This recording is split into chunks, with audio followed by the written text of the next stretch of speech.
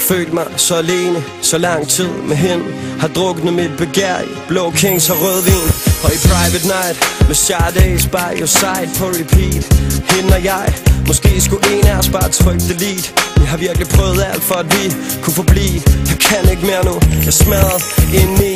Og når vi skændtes, vendte hun alting om. Jeg kan ikke forstå hende, blev så frustreret. Jeg var så tæt på at slå hende, fordi jeg var så magtesløs. Jeg ikke følte hun var min tøs. Jeg savnede at være nøgen med hende, have middag med stearinlys. Havde lyst til at kysse hende, og lyst til at røre hende, forføre hende og spørge hende, hvad hun havde lyst til jeg skulle gøre ved hende. Men hun sagde ingenting, hun gjorde ingenting.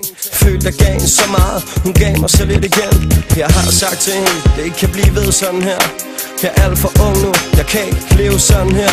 For jeg elsker hende mere, end hun elsker mig. For fanden, jeg vil bare have hun er lykkelig, og selvom det med en anden. For jeg gav hende min kærlighed, hun gav så lidt igen. Jeg gav hende al min tid, hun gav så lidt igen. Jeg gav hende alt jeg havde, hun gav så lidt igen. Jeg kan ikke mere nu. Jeg har fulgt hende i alt, selv da hun faldt. Og jeg har opgivet alt for hende.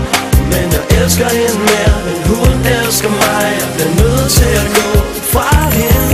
Jeg har fulgt hende i alt, selv da hun faldt. Og jeg har opgivet alt for hende. Men jeg elsker hende mere, end hun elsker mig. Jeg bliver nødt til at gå fra hende.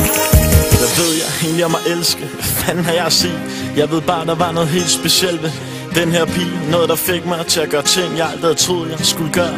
Noget der fik mig til at føle, som jeg aldrig havde følt før. Noget der tog vejret fra mig, når jeg så ind i hendes øjne. Og noget jeg ikke kan beskrive, når hende og jeg var nøgne. Noget der fik mig til at tænke på, om jeg nogensinde vil